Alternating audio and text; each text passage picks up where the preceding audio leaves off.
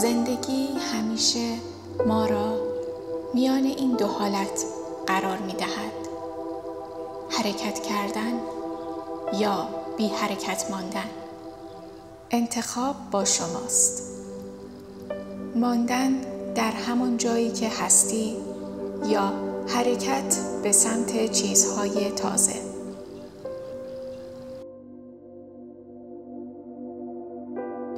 مریم نماوی‌زاده هستم و میخوام در مورد مفهومی به نام منطقه امن صحبت کنم. این منطقه جایی است که ما احساس امنیت میکنیم، چون همه چیز برایمان آشناست، مثل کاری که سالها انجام داده ایم، روابطی که به آنها عادت کرده ایم و غیره.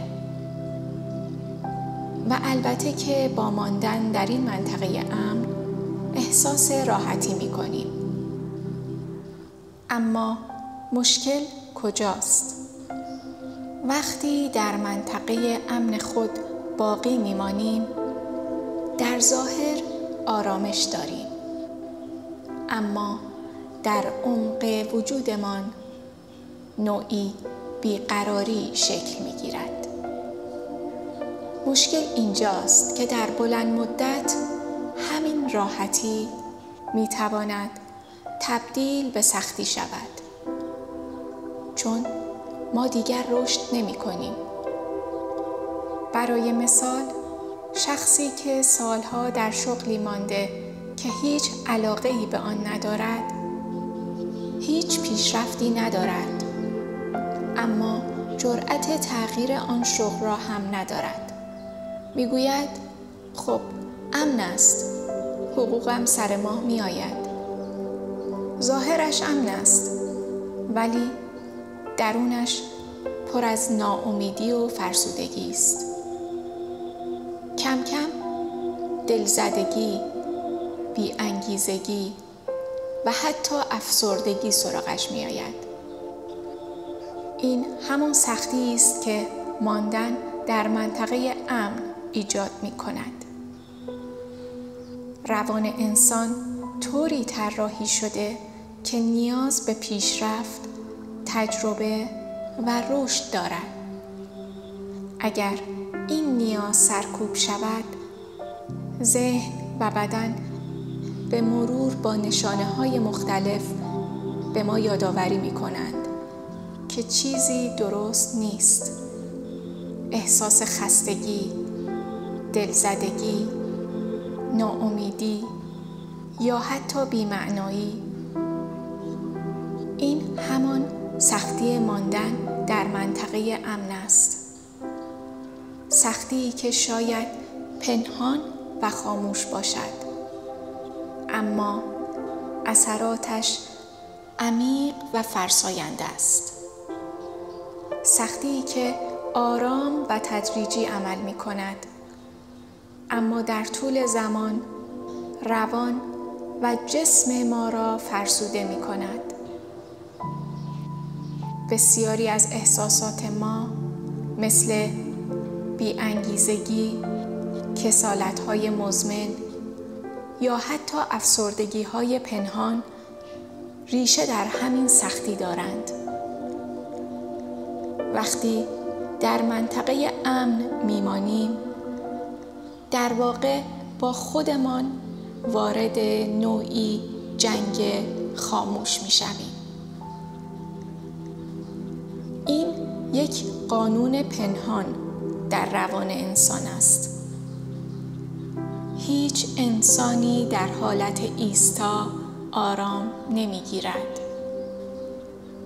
طبق یافته‌های روانشناسی، روان انسان ذاتاً گرایش به رشد دارد.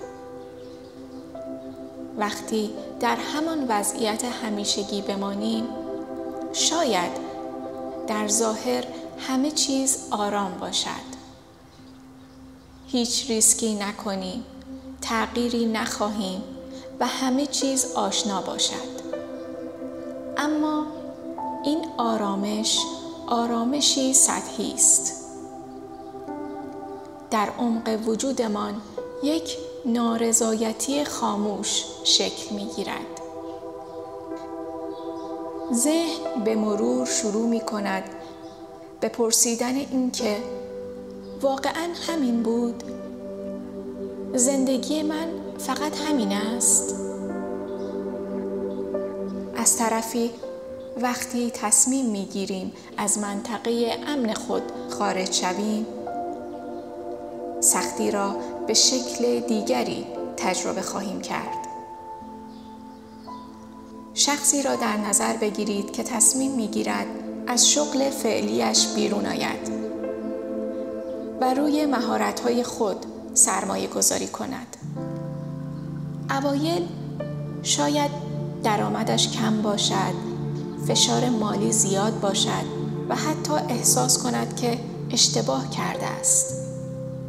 اما بعد از چند سال به جایگاهی می‌رسد که نه تنها رشد کرده، بلکه توانسته توانایی‌های خود را بهتر بشناسد. این سختی یک سختی سازنده است. پس وقتی تصمیم می‌گیریم از منطقه امن بیرون بیاییم، با سختی متفاوتی مواجه می‌شویم. سختی تغییر، سختی پر از اضطراب، تردید، مقاومت درونی و ترس از ناشناخته‌ها. ذهن ما طبق سازوکار طبیعیش تغییر را تهدید می‌بیند و همیشه به دنبال امنیت است.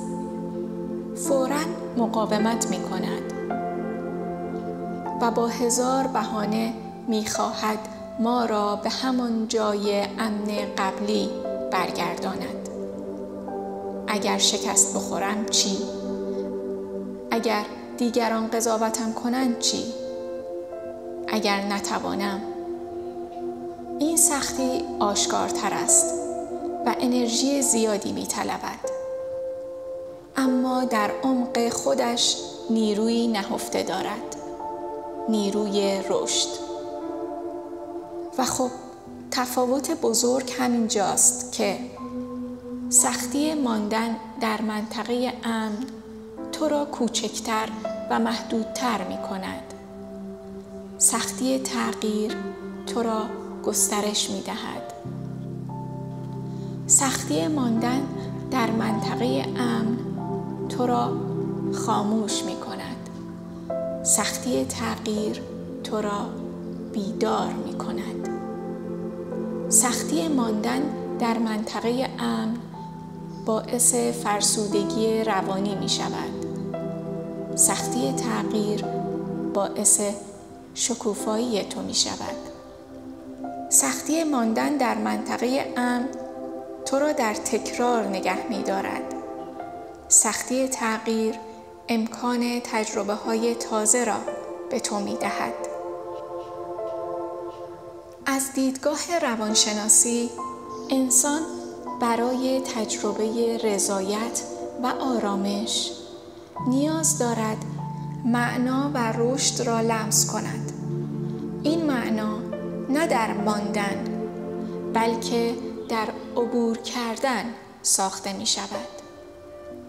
و این عبور هرچند پر از دشواری است، اما تنها راهی است که به حس زنده بودن واقعی منتهی می شود. یعنی اگرچه تغییر و پیشرفت همیشه با فشار روانی همراه است، اما همین فشار انرژی نهفته روانی ما را آزاد می کند. درست مثل دانه‌ای که برای جوانه زدن باید پوسته سخت خود را بشکند.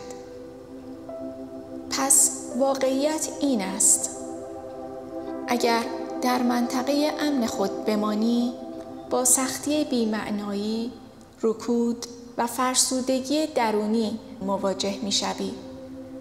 اگر از آن خارج شوی، با سختی ترس، تلاش و مقاومت روبرو خواهی شد. اما انتخاب با توست. می‌خواهی در منطقه امن بمانی که هر روز خاموشت کند یا وارد حرکتی بشوی که هر روز بیدارت کند. زندگی همیشه تو را در میان این دو قرار می‌دهد. اما آنچه آینده‌ات را شکل می‌دهد انتخاب توست.